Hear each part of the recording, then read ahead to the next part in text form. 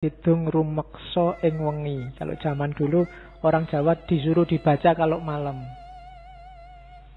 Bahasa fenomenologi agama ini sejenis mantra. Bahasa kita namanya doa.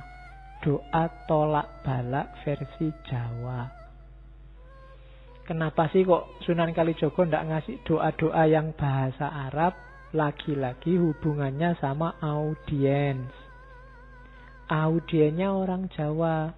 Daripada diajari bahasa Arab mungkin bisa menirukan tapi ndak ngerti maksudnya. Sementara doa itu kan meminta sesuatu. Minta sesuatu ya harusnya kita paham yang diminta apa. Kan sering kita itu apal doa tapi ndak ngerti artine. Wong doa itu minta, kita ndak jelas minta apa. Kadang-kadang doa kita apalan, sambil berdoa, sambil tangannya wil-wil, sambil apa, sambil tidak jelas. Loh itu Allah yang dimintai lah, ya bingung, kamu itu minta apa?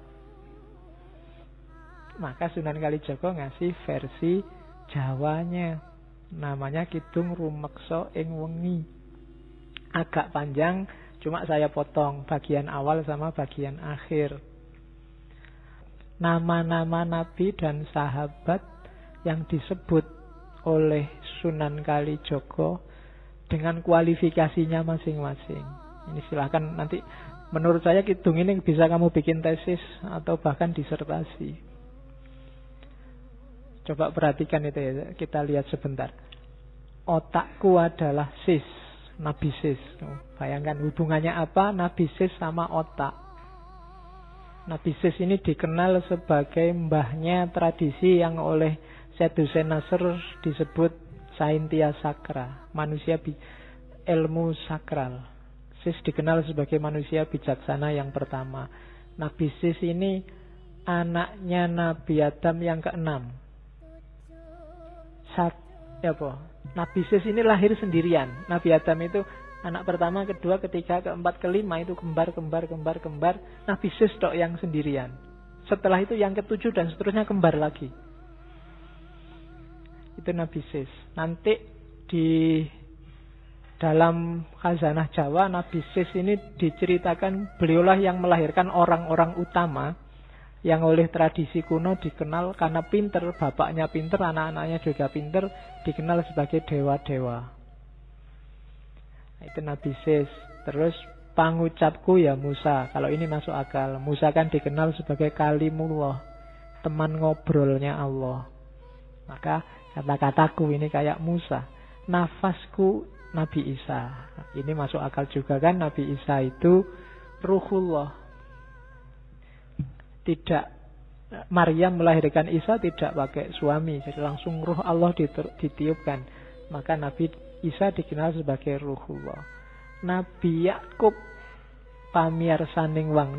Nabi Yakub pendengar, Nabi Daud jadi suara.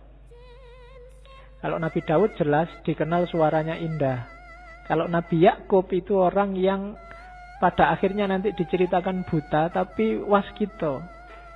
Meskipun diceritain oleh anak-anaknya bahwa Nabi Yusuf begini begitu dimakan oleh serigala macam-macam, tapi beliau waskito. Andalannya pendengarannya karena selalu nyambung dengan Allah. Selalu mendengarkan, kalau bahasa Jawanya sasmito gaib. Nabi Ibrahim nyawaku. Ini hubungannya sama Nabi Ibrahim itu nyawanya kayak rangkap. Sudah dibakar seperti itu tapi masih bisa hidup lagi. Punya vitalitas hidup yang luar biasa, semangatnya mencari kebenaran luar biasa. Maka Nabi Ibrahim nyawaku. Nabi Sulaiman, bukan, tulisannya memang Sulaiman ya. Ya. Jadi Sulaiman disebutnya Sulaiman. Itu yang bikin Ustadz Fahmi Basa yang dari Jakarta itu menganggap bahwa Sulaiman ini dari asal kata Sulaiman, dan Candi Boko itu istana Ratu Balkis yang singgasananya satu diambil oleh pengawalnya Nabi Musa, dan singgasana itu jatuh sekarang jadi Borobudur. Nabi Musa dikenal sakti. ngomong sama binatang, bisa menaklukkan angin dan macam-macam. Maka Nabi Sulaiman kesekten mami. Nabi Yusuf yang paling cakep. Nabi Yusuf rupeng wang, rupaku Nabi Yusuf. Bacalah mantra ini, siapa tahu kamu jadi ganteng.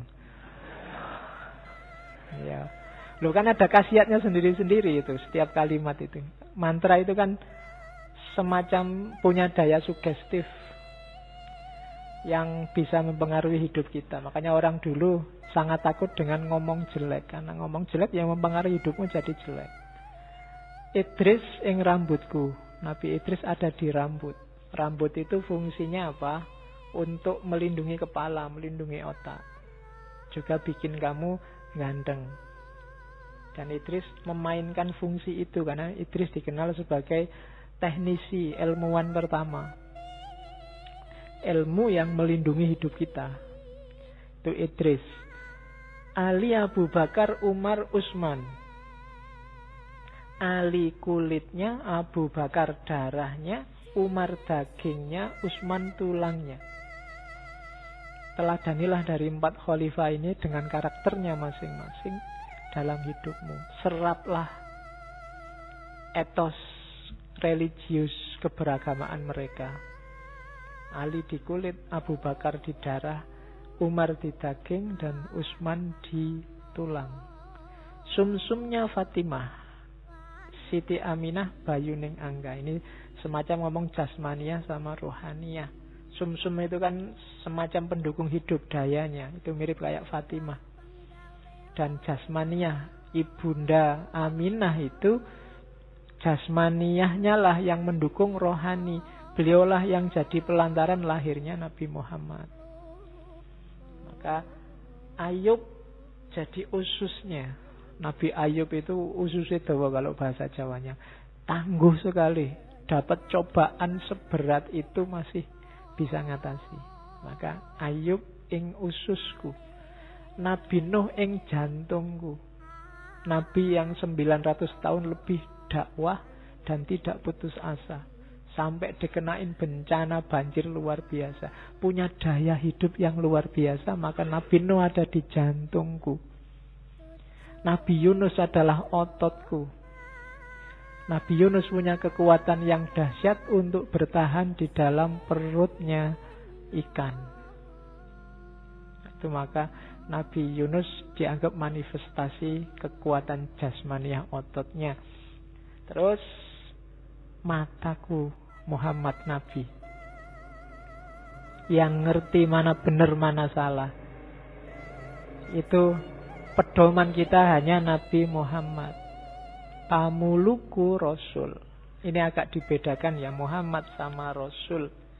Muhammad sebagai manusia dan Muhammad sebagai Rasul. Kalau sebagai Rasul, levelnya lebih tinggi dari manusia. Mereka yang bisa komunikasi langsung dengan Allah. Makanya Muhammad Rasulku, dan semuanya itu di bawah naungan Adam dan Hawa. Sumbernya manusia semua dari sana. Dan kalimat terakhirnya, sampun pepak sak katai para nabi dadiya sarira tunggal. Hidup kita, seraplah semua energi, semua kekuatan dari para nabi, para sahabat tadi, sehingga utuh dadiya sarira tunggal. Teladani mereka semua secara fisik, dan semangat energinya masukkan ke rohanimu. Utekmu Sis, kata-katamu Musa, rohmu Isa, pendengaranmu Yakub, suaramu Daud, nyawamu Ibrahim, dan seterusnya. Itu kalimat-kalimat dari Kidung Rumeksa ing Wengi. Saya tidak tahu kalau kalian baca ini ampuh apa enggak, karena kalian pinter. Orang pinter itu biasanya gampang ragu-ragu, dan orang ragu-ragu itu tidak ampuh. Ya, susah. Kenapa orang biasa-biasa lebih gampang sakti? Karena mereka yakin.